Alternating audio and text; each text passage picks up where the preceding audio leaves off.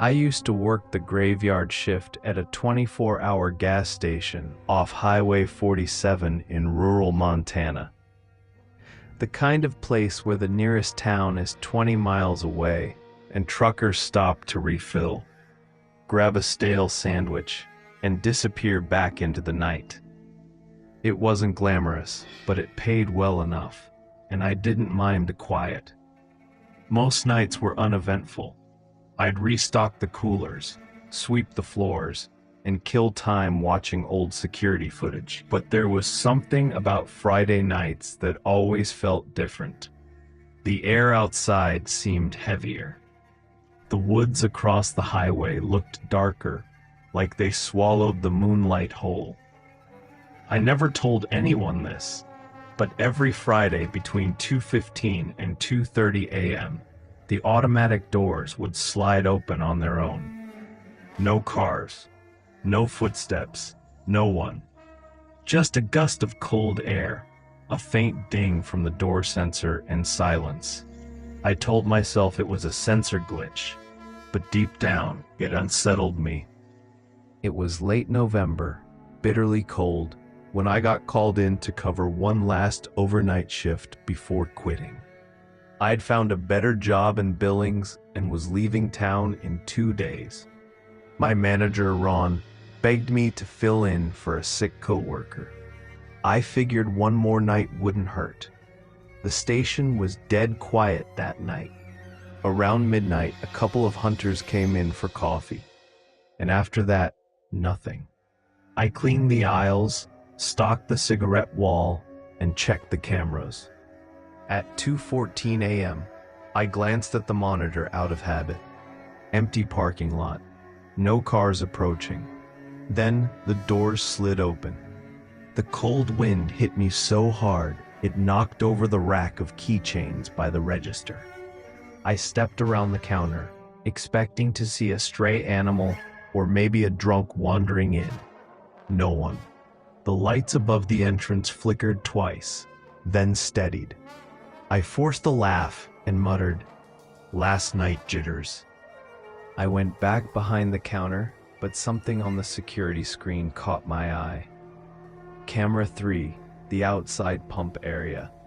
It showed a car parked by pump 4, a black sedan. Thing was, I hadn't heard it pull in. No engine, no tires on gravel. And the weirdest part? The windows were completely fogged up from the inside, even though the engine wasn't running. The driver's side door was cracked open, just enough to see darkness inside.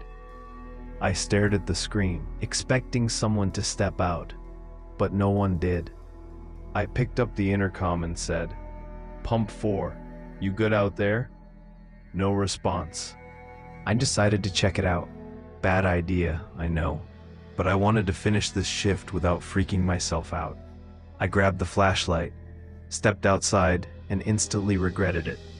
The air was unnaturally still. No crickets, no distant traffic, nothing. Just silence and the crunch of my boots on the icy ground. When I approached the sedan, I noticed something that made my stomach twist. There were handprints on the inside of the windows. Dozens of them. Small, too small for an adult. Like a bunch of kids had pressed their hands against the glass. I shone the flashlight into the car. Empty. No keys in the ignition.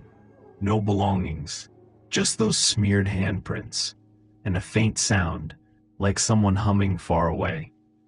I stepped back, heart pounding. Then the driver's side door slammed shut. I sprinted back to the store and locked the doors. My hands were shaking as I checked the security feed again. The car was still there, but something was off. The camera's image started to distort, static lines flickering. For a second, I swore I saw a face pressed against the inside of the windshield. Pale, motionless, hollow-eyed. I switched to another camera. When I switched back, the car was gone. No tire tracks, no headlights, just an empty pump. I called Ron, my manager. but it went straight to voicemail. I tried to distract myself with busy work, but the humming sound returned, louder now, coming from the back storage room. It wasn't the radio. I'd turned that off hours ago. The humming stopped the second I reached for the storage room door. I pushed it open slowly. The room was dark, except for a single, flickering bulb. At the far end, the back exit door was wide open, leading into the woods behind the station. Cold air poured in, swirling dust around my feet. Footprints, bare footprints, leading out the door into the snow. I slammed it shut, locked it, and backed away. I remember whispering to myself, "It's your last shift. Just make it to sunrise." At exactly 3:03 a.m., the power went out. Every light in the building shut off. The humming of the coolers stopped.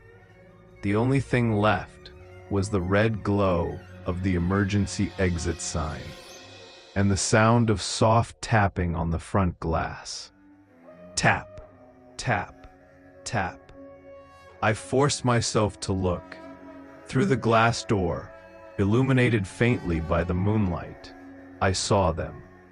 Handprints. Dozens of tiny handprints forming slowly, one after another, like something was pressing them from the outside. I backed toward the storeroom, grabbed the phone to call 911, but the line was dead. The tapping grew louder, faster, until it sounded like hundreds of hands drumming on the glass. And then it all stopped. The lights flickered back on at 3:17 a.m. The handprints were gone. The power returned like nothing had happened. I waited behind the counter until dawn, every muscle locked, staring at the door. When Ron showed up at 6 o'clock, I handed him the keys and said, "I'm done." He laughed until I showed him the footprints in the snow out back. His face went pale. He called the sheriff, but by the time they arrived, the footprints had disappeared, like they'd melted into the ground. A week later, Ron called me. He said they checked the security footage from that night. The tape went black from 2:14 to 3:17 a.m., just like the power outage. They never figured out what happened. But sometimes, when I drive past that gas station late at night, I swear I see a black sedan parked by pump 4. Windows fogged, driver's door cracked open, and if I roll down the window, I can hear humming.